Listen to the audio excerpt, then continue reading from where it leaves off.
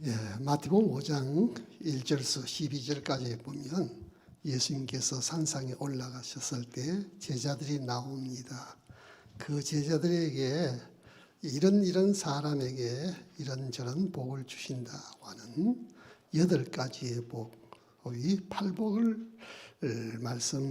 가르쳐 주셨습니다. 이 8복 중에서 지난 제가 6월 달에는 화평이 주는 복이라는 말씀을 드렸고요. 지난 8월 달에는 박해가 주는 복이라는 말씀을 드렸습니다. 오늘은 5번째 복인 긍휼히 여기는 자에게 약속된 복, 긍휼히 여기는 자에게는 이런 복을 주신다. 이 5번째 복을 말씀드리려고 합니다. 긍휼히 여긴다고 하는 말은요, 사람이 가난하거나 약하거나 어렵고 살기가 힘들어서 스스로 자신의 문제를 해결하기 어려운 처지에 있는 사람들을 불쌍하게 가련하게 여겨서 동정하고 돕는 것을 우리는 긍휼이란 말 씁니다. 그러나 여기서 말씀하고 있는 이 긍휼히 여김을 받는다고 하는 것은 사람에게 받는 긍휼이 아니고 하나님께로부터 받는 긍휼을 말합니다. 우리가 사람에게서 이렇게 불쌍한 처지가 되어서 긍휼히 여김을 받는다고 하는 것은 결코 복된 일이 아니죠. 그러나 우리가 하나님께로부터 긍휼히 여김을 받는다는 것은 굉장히 큰 축복이에요. 우리 인간은 다 불행한 인간이죠. 인간만큼 불행하게 사는 존재는 별로 없습니다. 우리 인간이요, 가장 큰 염려, 근심, 걱정, 온갖 고통, 괴로움을 안고 사는 게 우리 인간인데요. 우리 인간이 왜 이렇게 가장 존귀하고 가장 참 복되게 지원받은 우리 인간이 왜 이렇게 불행한 인간이 되었느냐? 그 근본 원인은요, 다른 게 없습니다. 우리 인간의 죄를 지음으로 말미암아 생명의 근원이 되신 하나님과의 관계의 단절에서 시작합니다. 하나님과의 관계가 끊어져 버려. 우리가 죄를 지음으로 말미암아 우리가 하나님에게서 마귀에 속한 자, 마귀의 종이 되어가지고 마귀가 주는 온갖 염려, 근심, 걱정, 고통, 괴로움, 또 마귀가 주는 시험과 고난으로 인해서 그렇게 고통스럽게 괴로운 삶을 살게 되는 거지요. 그래서 요한 1서 3장에는 말합니다. 죄를 짓는 자마다 마귀에 속하나니 그랬어요. 우리가 마귀에 속한 자가 됐기 때문에 불행한 인간이 된 거예요.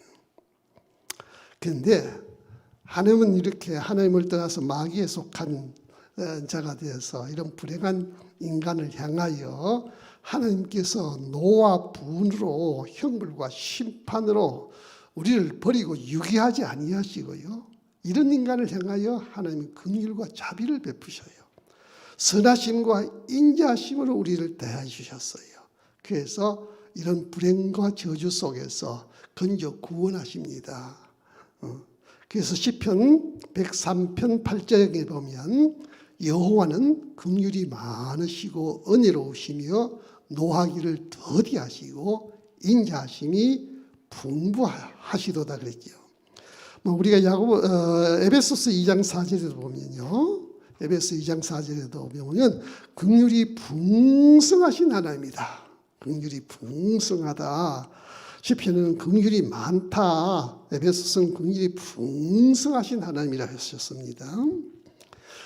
여러분들, 우리 오늘 이 자리에 앉은 여러분들을, 우리 모든 믿음의 성도들은요, 하나님의 이 긍휼하심을 입은 사람들입니다. 이게 하나님이 우리에게 주신 복이에요. 하나님의 긍휼하심을 입은 사람들, 다 참 복받은 사람들입니다. 하나님이 우리 인간을 이렇게 저주와 사망에서 건져내고 내서 하나님의 풍성하신 긍휼과 자비와 사랑을 베풀고 구원하시길 원하지만 여러분들, 하나님이 모든 사람을 다 긍휼히 여기진 않으셔요. 무조건 모든 사람들에게 다 은혜 베풀지 아니하신다고 성경은 말하고 있습니다. 긍휼히 여길 자를 긍휼히 여기시고 구원하실 자를 택하여 구원하신다 그랬습니다. 그러면 하나님이 이 세상에 말입니다. 선한 사람, 악한 사람, 잘난 사람, 못난 사람, 뭐 이런 사람 저런 사람 수없이 많은 종류의 사람이 있는데 하나님께서 사랑하시고 택하시고 어떤 사람에게 긍휼을 베푸시느냐? 그건 우리 사람의 상태를 보고 택하지 않습니다. 저 사람이 얼마나 선하냐, 착하냐, 좋은 사람이 나쁜 사람이냐, 우리 인간에 가지고 있는 조건이나 상태를 보시고 택하시는 것도 아니. 하나님이 어떤 사람을 택하시냐, 왜 하나님이 나를 택하셨느냐, 왜 나를 긍휼히 여기셨느냐, 그건 내게 있는 것이 아니요. 원인이 내게 있는 것이 아니라 그건 하나님의 주권에 속한 것입니다. 그건 하나님의 뜻이에요. 우리의 어떤 자격이나 조건이 아닙니다. 전적으로 하나님이 주권적으로 내가 너에게 긍휼을 베풀겠다고 해서 우리가 긍휼을 입은 거예요. 로마서 9장에 보면 야곱과 에스의 이야기가 나오는데요. 야곱과 에스가 쌍둥이로 태어납니다. 어머니의 태중에 이 쌍둥이가 열심히 싸웠어요. 태중에서부터 싸웠는데, 그래서 어머니 리브가가 하나님을 향하여 기도하지요. 이러면 내가 어떻게 살겠느냐, 너무 괴롭다. 그때 하나님께서 이런 말씀을 하셨습니다. 그 자식들이 아직 나지도 아니하고 무슨 선한 일을 행하지도 아니한 때에 택하심을 따라 되는 하나님의 뜻이 행위로 말미암지 않고 오직 부르시는 이로 말미암아 쓰게 하려 함이라 하시고 9장 13절에 보면 이런 말씀을 하지요. 기록된 바 내가 야곱을 사랑하고 에스는 미워하였다 그랬어요. 그리고 9장 18절에 보면 그런즉 하나님께서 하고자 하는 자를 긍휼히 여기시고 하고자 하는 자를 완악하게 하셨느니라. 여러분들 야곱과 에스가 어머니의 태중에 있을 때 말 한마디 한 적도 없고 행동한 것 아무것도 없는데 하나님께서 야곱을 사랑하시고 에스를 미워하셨다. 그래서 내가 사랑하는 자를 사랑하고 난 미워하는 자를 미워한다. 그건 내 뜻이라는 것이에요. 여러분들 우리 인간은 말이죠. 아무리 선하고 착한 사람 비록 성자라 할지라도 성자기 때문에 저 사람이 예수 믿고 하나님 앞에 나올 것 같이 우리는 생각해요. 그러나 여러분 아무리 성자라 할지라도 하나님이 택하시고 부르시지 않으시면 여러분들 하나님 알지 못해요. 믿지 못합니다.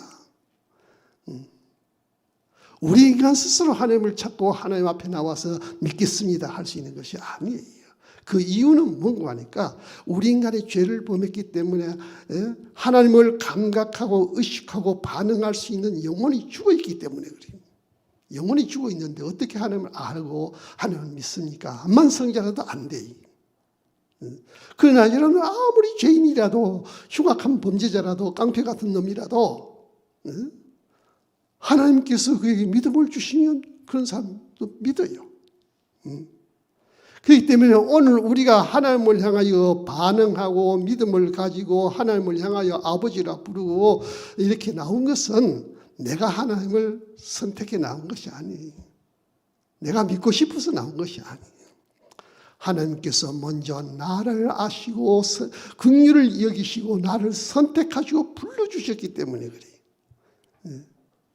그래서 요한복음 15장 16절은 우리가 잘 아는 말씀이지만 이런 말씀하시지요. 너희가 나를 택한 것이 아니요 내가 너희를 택하여 세웠다 그랬습니다.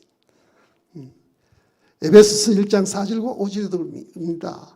곧 창세전에 그리스도 안에서 우리를 택하사 우리를 언제 택했냐? 창세전에 하나님께 우리를 택하셨기 때문에 그 택하심을 따라 때가 되니까 우리가 하나님 앞에 나와서 믿습니다 할 수 있는 겁니다. 그렇기 때문에 여러분들 우리가 뭐 복 하는데 우리가 받은 복 이런 복 저런 복 수없이 많은 복 가운데 가장 큰 최고의 복이 무엇이냐? 하나님의 긍휼을 입은 하나님의 긍휼의 대상이 되었다는 것이 가장 큰 축복이에요.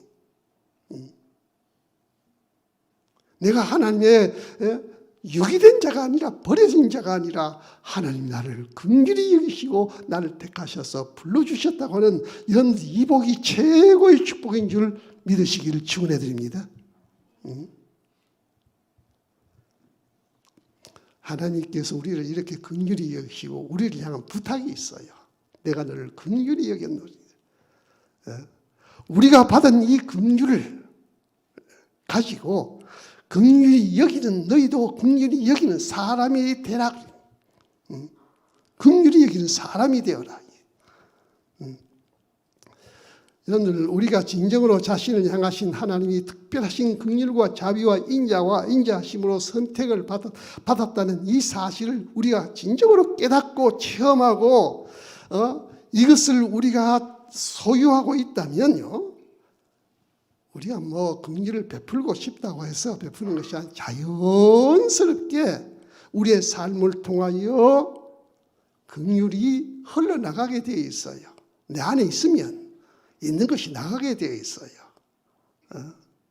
내게 있는 것을 너에게 주노니 우리에게 있으면 나가게 되어 있습니다.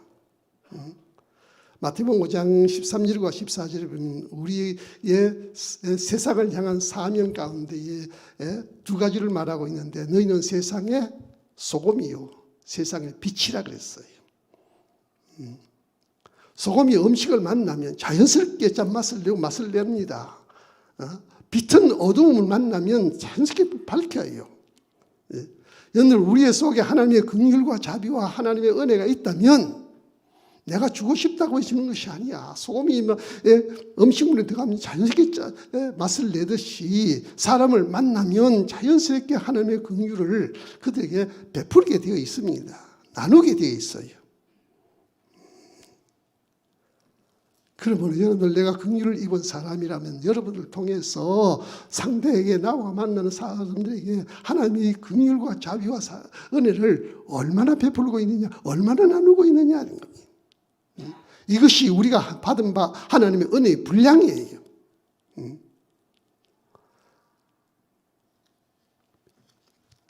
예수님의 제자인 빌립이 예수님께 이런 요구를 합니다. 주여 아버지를 우리에게 보여주옵소서. 그래서 아마 하나님 보고 싶었던 거죠. 이 빌립의 요구에 대해서 예수님이 무슨 대답을 하셨습니까? 빌립의 요구에 대해서 예수님은 빌립에게 이런 말씀을 하셔요. 요한복음 14장 9절에 예수께서 이르시되 빌립아 내가 이렇게 오래 너희와 함께 있으되 내가 나를 알지 못하느냐. 나를 본 자는 아버지를 보았거늘. 나를 보았으면 아버지를 보았어. 예수님 속에 하나님으로 충만했기 때문에 예수님의 모든 모습을 통해서 하나님을 다 보여주신 거예요.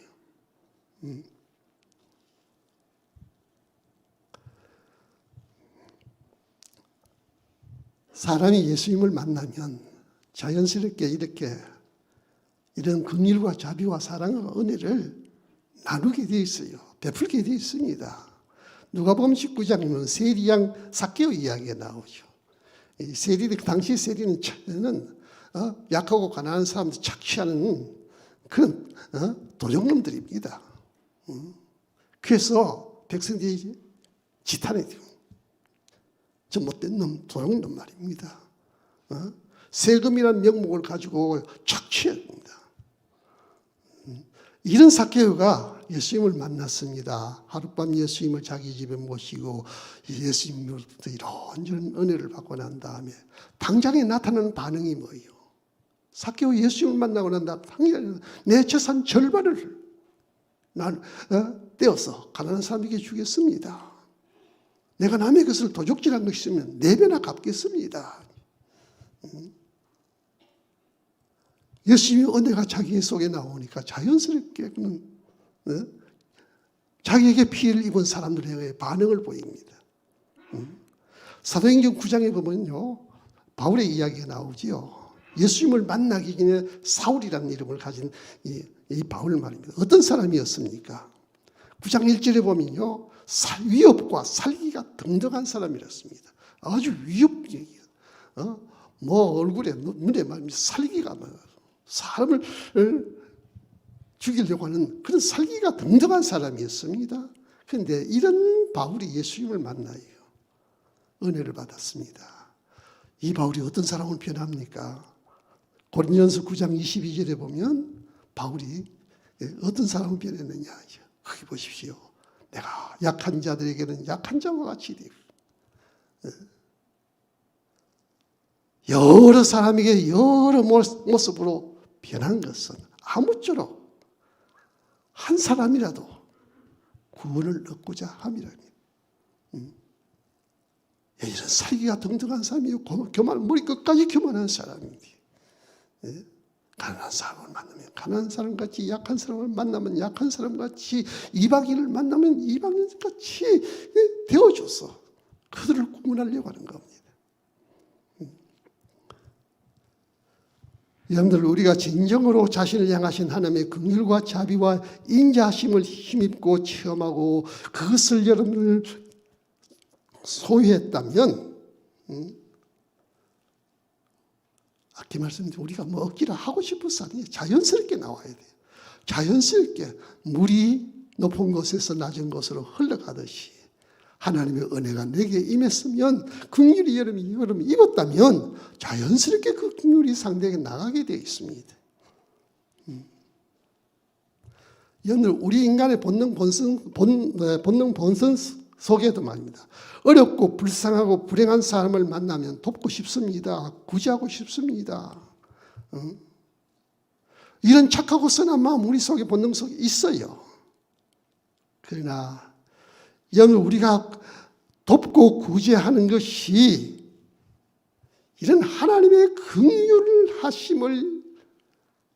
하심이 우리 속에 없다고 한다면, 긍휼이 없는 부재, 돕는 일은요, 자선의 행위는 될 수 있습니다. 그건 다 보면요, 자기의 이름이나 자기 위로, 또 자기 만족, 자기 기쁨, 자기 어떤 자존감, 자기 중심입니다. 여러분들, 긍휼이 없는 공의와 정의, 공의를 외치고 정의를 외치고 말입니다. 양심적이고 법적이고 하지요. 여러분들, 긍휼이 없는 공의와 정의, 법과 양심을 외치는 것은요, 이건 외식이고 독설입니다. 여러분들, 긍휼이 없는 교육, 긍휼이 없는 교훈, 책망 말입니다. 지적은 말입니다. 상대를 향한 잔소리밖에 안 돼요. 우리는 꽹과리예요. 상대를 변화시키는 능력이 없습니다. 제가 목회하면서 참 감사한, 고마운 사람들이 참 많습니다. 내 주변에 참 많은데요. 그 중에 한 사람이 있는데, 그 중에 젊은 나이에 결혼해서 두 자녀를 두었는데 남편이 교통사고로 일찍 세상 떠났어요. 갑자기 세상 떠났는데, 그래서 내가 그 장례식을 다 치렀죠. 치르면서 치러주었네. 장례식을 치르고 난 다음에 곧바로 고향으로 이사를 가요. 이사를 가는데 그 부인이 내 손을 잡고, 목사님 감사합니다. 근데 목사님 이 말은 꼭 해주고 싶어서 하는데, 그게 무슨 말이냐? 그래요. 목사님 장례식 통해서 참 애 많이 있어주셔서 고맙습니다. 그런데 목사님 장례식에 욥의 이야기를 하셨는데요. 그런데 목사님 욥의 이야기, 그때 그 이야기가 내게는 귀에 전혀 들어오지 않았어요. 전혀 마음에 감동도 안 됐고요. 장례식을 다 치르고 곰곰이 생각했습니다.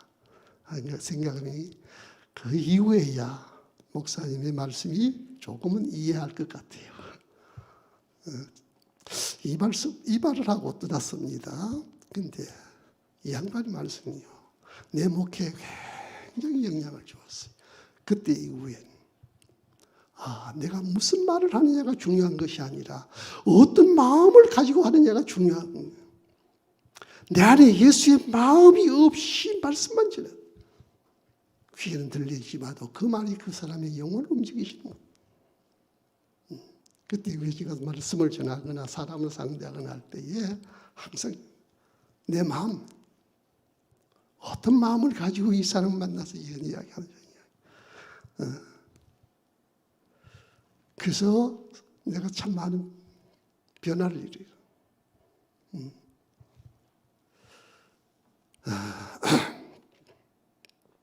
정말로 우리 속에 말입니다. 주님의 긍휼과 자비가 우리 속에 임해 있습니다. 정말 하나님의 은혜가 내 속에 있으면 말이죠. 뭐 큰일 하지 않아도 괜찮아요. 이 마음을 가지고, 주님의 이 마음을 가지고 상대를 쳐다만 봐도 그 시선을 통해서도요, 상대는 뭔가 감동을 받게 돼 있어요. 여러분들 주님의 이 마음을 가지고, 이 긍휼의 마음을 가지고 상대의 손을 한번 잡아줘도요, 별것 아닌 것 같지만 그 손 한번 잡아주는 이 상대에게는 얼마나 큰 위로가 되는지 몰라요. 참 미소 지어주고, 별것 아니지만 몸짓 하나가 그 사람에게 큰 치유와 위로와 격려가 되고 힘이 된다는 사실을 그때 내가 깨달은 겁니다. 연을 뭐 아름답고 잘나는 좋은 말을 할 줄 몰라도 주님의 마음이 내 안에 있다면, 이 긍휼이 있다면 여러분들을 통해서 여러분들 주변에 있는 사람을 얼마든지 이렇게 감동시킬 수 있는 사람이 됩니다. 여러분들 이 긍휼과 자비는 말이죠, 우리의 자신의 속에 있는 이 본능 본성 속에서 저절로 나오는 마음이 아닙니다. 저절로 나오는 행위가 아닙니다. 자신이 깨닫고 체험하고 임하고 소유한 하나님의 그 주시는 그 긍휼과 자비가 우리의 속에 있으면 반사적으로 나가는 것이에요. 그러면 소금이 음식을 만나면 자연스럽게 빛이 어둠을 만나면 밝히는 것처럼 우리의 속에 있으면 자연스럽게 흘러나가게 되어 있습니다.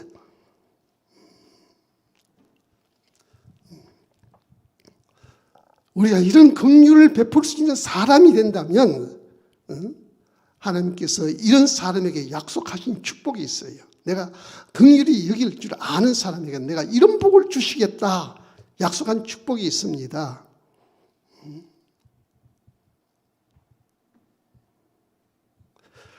여러분, 아까 말씀드린 대로 우리가 이미 긍휼을 받았어요. 이미 긍휼을 힘입고 삽니다.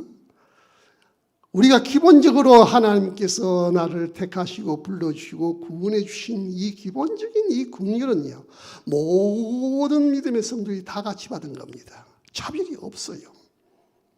이건 이미 받은 지나간 긍휼입니다. 지나간 은혜예요. 축복입니다. 그러나 우리가 보다도 우리의 삶을 하나님의 은혜와 능력과 도우심과 그의 주시는 복을 힘입고 살라 그러면요, 우리의 삶 속에 부단히 나에게만 주어지는 그런 은혜를, 그런 긍휼을 우리가 힘입고 살아야 합니다. 기본적인 그런 은혜가 아니라 내 삶 속에서 내게만 주시는 나의 은혜를 우리가 힘입고 살아야 돼. 여러분들, 오늘 우리가 살아가는 세상 인생살이 점점 살기가 더 어려워지지요. 그저께 목사님, 내 친구 목사님 전화가 왔어요. 이 목사, 요즘 세상 살기가 왜 이렇게 어렵고 힘들어져 가느냐. 한참 이런 세상 이야기했는데 참 점점 더 어렵고 힘들어진다. 여러분들, 세상에 있는 모든 사람들이요, 잘난 사람이나 못난 사람이나 높은 사람이나 낮은 사람이나 뭐 많은 것을 가진 부자나 가난한 사람이나 사람이 인생살이 살아가는 거요, 다 어렵고 힘듭니다. 다 인생의 무거운 짐을 지고 살아요. 부자라고 해서 부자는 가진 것이 많으면 많을수록 더 어렵고 힘들고 높아지면 높아진 만큼 더 고민이 많아져요.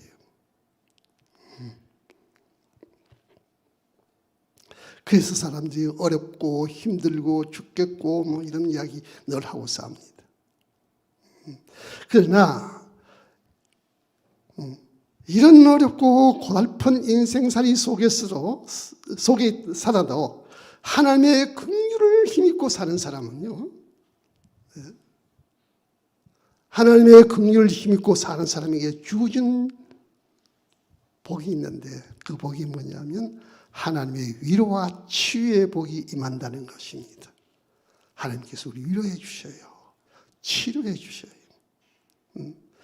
여러분 아무리 어렵고 힘들고 이런저런 일로 인하여 상처받고 시험 고통스러운 일이 찾아온다 할지라도 하나님이 여러분들의 마음을 위로해 주시고 치유해 주신다면 어려운 것이 어려운 줄 몰라요.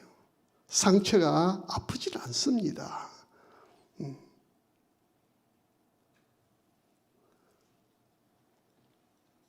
그 대표적인 사람이 아까 말씀드린 욥 같은 사람이에요. 욥 보십시오. 10자식을 한꺼번에 잃어요. 모든 재산 다 잃습니다. 자기 건강 잃고 말입니다. 제 가운데 앉아서 벅벅 끓으면서 그런 불행한 처지에 빠진 이 욥이요. 그런데 하나님을 향하여 욥의 고백을 들어보십시오. 욥기 1장 21절과 22절에 보면 욥이 이런 말을 해요. 이르되 내가 모태에서 알몸으로 나와 싸운즉 또한 알몸이 그리로 돌아가올지라. 주시니도 여호와시요 거두시니도 여호와시니 여호와 이름이 찬송을 받을지어다. 이 모든 일에 욥이 범죄하지 아니하고 하나님을 향하여 원망하지 아니하니라. 이런 어떻게 그럴 수 있습니까?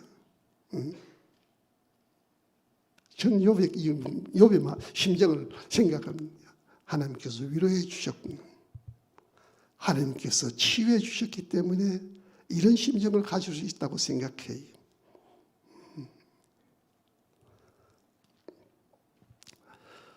그래서 욥의 이런 모습을 보시고 하나님께서 하신 말씀이 있습니다. 야고보서 5장 11절 말씀입니다.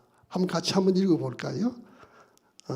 자, 같이 봅시다. 보라, 인내하는 자를 우리가 복되다 하나니 너희가 욥의 인내를 들었고 주께 주신 결말을 보았거니와 주는 가장 자비하시고 긍휼히 여기시는 이시니라. 주님의 긍휼이 임하니까 욥의 그 아픈 마음 상처를 치유하시고 위로해 주시니 그 어려운 고난을 인내했다는 것이요, 참아냈다는 겁니다. 그래서 욥의 결말이 무엇입니까? 욥기 마지막 끝에 보면요, 잃어버린 모든 것들 배신과 하나님이 다 채워주셨습니다. 여러분들 우리도 세상 살아가면서 상처받는 일, 이런저런 일로 인해서 고민, 걱정 많은데요. 여러분들 그런 것들을 보고서 염려, 근심, 걱정하는 것보다도 어떤 고난과 역경과 시험 속에 상처받고 아픈 일이 있을지라도 주님의 위로가 여러분들에게 임하신다면 얼마든지 이겨나갈 수 있습니다. 얼마든지 참아낼 수 있습니다. 그리고 그 결말은 말입니다. 욥과 같이 그 고난과 시험이 상처가 자기를 불행하게 하지 않고 오히려 유익하게 하고 복되게 끝나요. 여러분들도 부디 세상 상처받는 일 많을 텐데 주님의 이런 위로와 치유의 축복이 임하시기를 축원해 드립니다. 여러분을 긍휼히 여기는 자에게 하나님께서 주시는 두 번째 축복은 뭔가니까 마음과 생각을 지켜주셔요. 여러분들 우리의 인생길 보십시오. 마치 철로 역경에 나오는 기독교가 천성을 향하여 가는 것과 똑같습니다. 철로 역경이 그걸 묘사하고 있는 것 아니에요. 기독교가 가는 길 보십시오. 수없이 많은 갈래길이 나와요. 이 길 갈까 저 길 갈까 가다가 보면 이리 오라고 유혹하는 유혹의 길도 있습니다. 우리의 인생 길에도 성공과 실패, 불행과 행복과 불행, 사망, 생명과 사망, 선과 악, 수없는 갈래길들이 가다 보면 이렇게 할까 저렇게 할까 수없이 많은 우리는 선택해야 합니다. 결정해야 돼요. 이런 수많은 선택과 결정 앞에서 이럴까 저럴까 내가 무엇을 선택하느냐에 따라서 우리의 인생의 결과가 달라져요. 여러분들 오늘이란 내 현실이 뭡니까? 오늘이란 현실은 과거에 내가 선택한 결과로 오늘의 현실이 주어져 있어요. 여러분들 오늘 내가 무엇을 선택하느냐에 따라서 여러분들의 미래는 달라질 거예요. 그런데 이 선택에 있어서 가장 중요한 것이 뭐냐? 내 생각이 아니에요. 하나님께서 우리의 마음과 생각을 지켜주신 사람.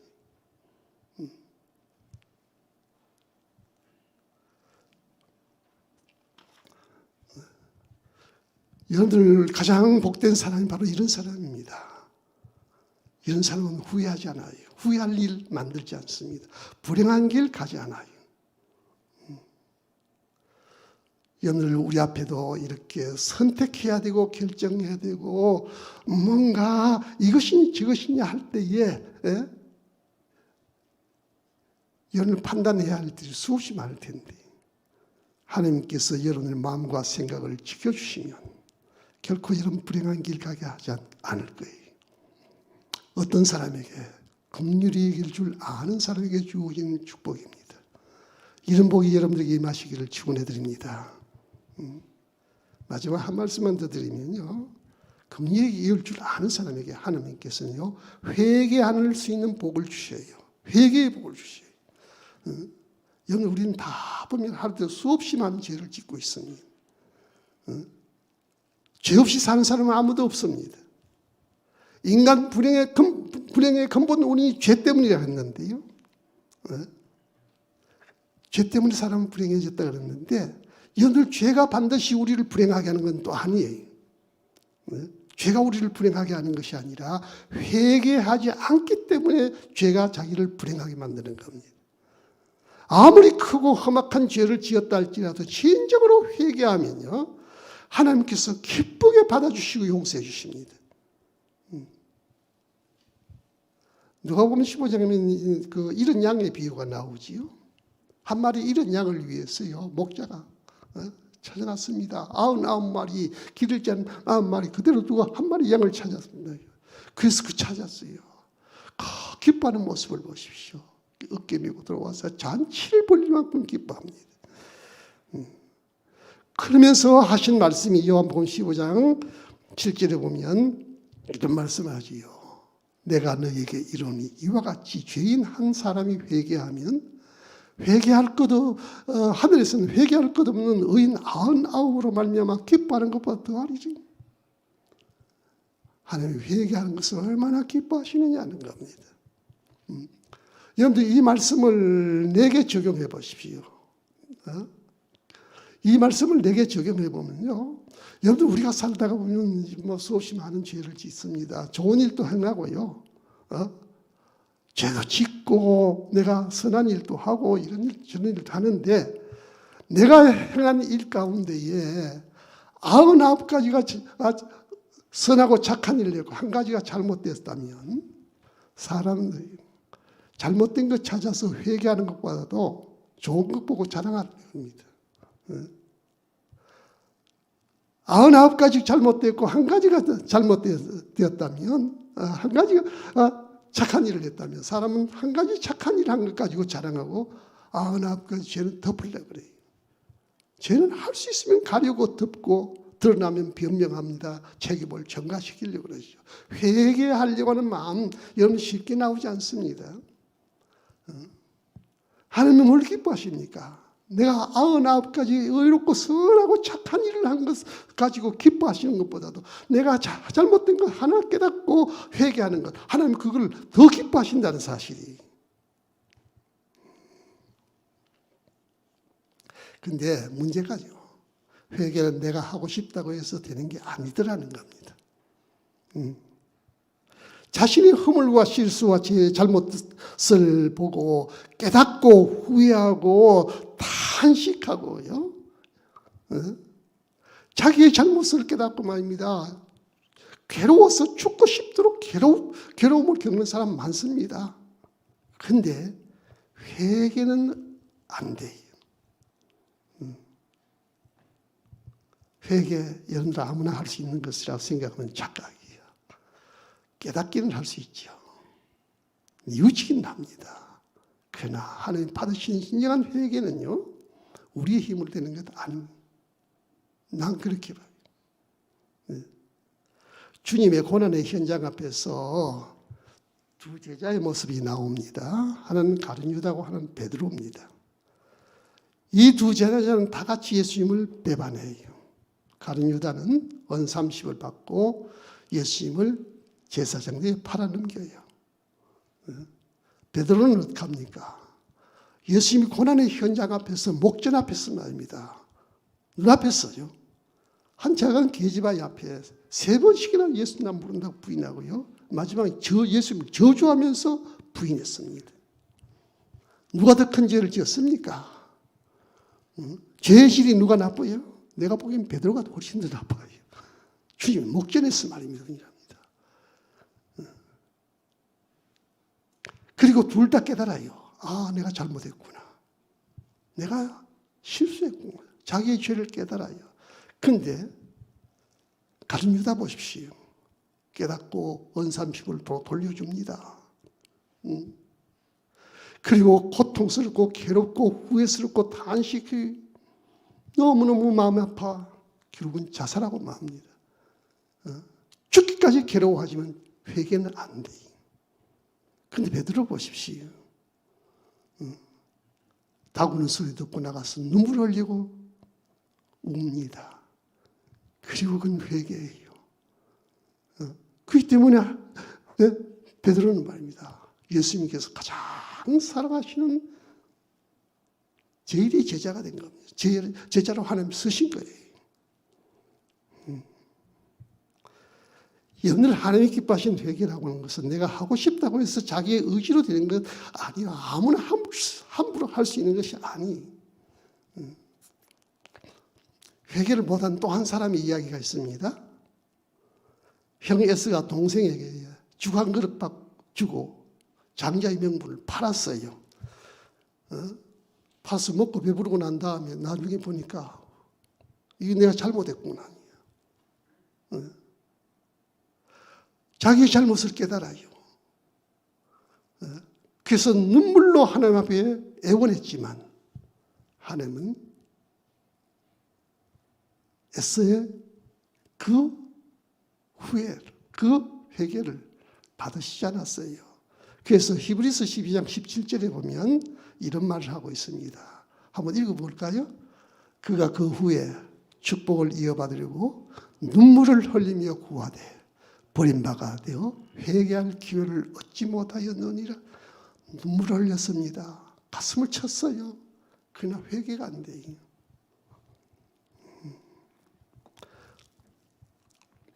여러분들 하나님은 긍휼히 이길 자에게 긍휼히 이기시고 회개할 수 있는 이 회개의 축복을 우리에게 주셨어.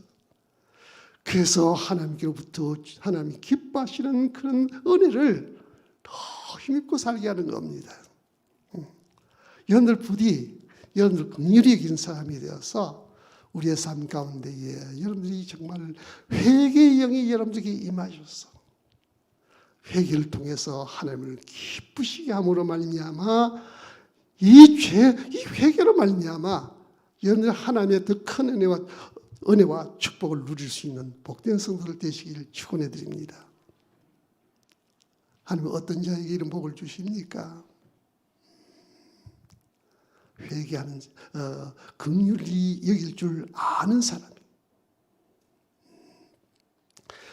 긍휼히 여길 줄 아는 사람, 이런 사람이 참 복 있는 사람이다.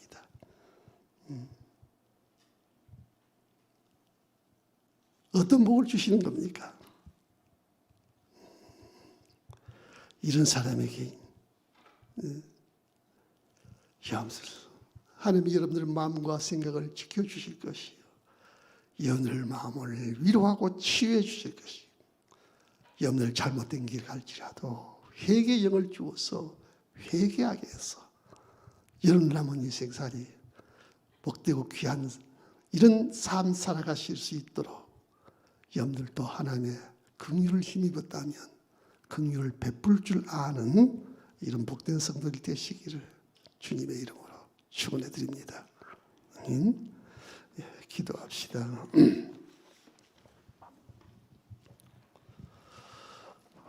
감사합니다.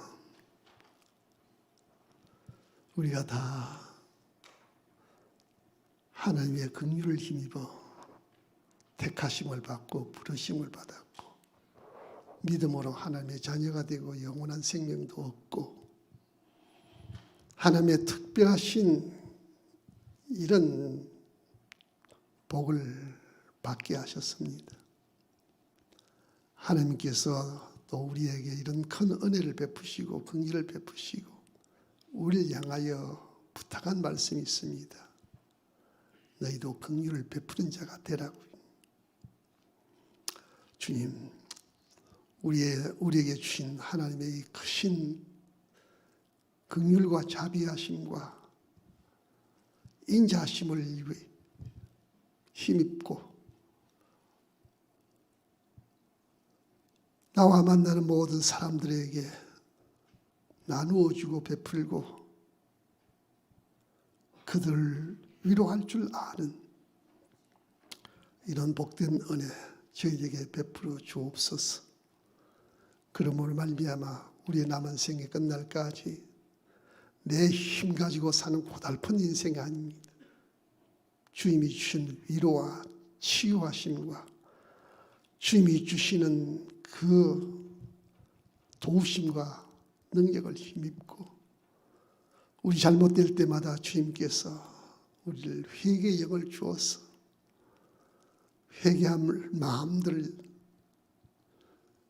회개함으로 우리 하나님을 더 기쁘시게 하는 이런 복된 성도들 주님 될 수 있도록 이 시간 긍휼의 마음, 긍휼히 여기는 이 능력을 우리에게 더해 주옵소서. 예수님의 이름으로 간절히 기도드리옵나이다. 아멘.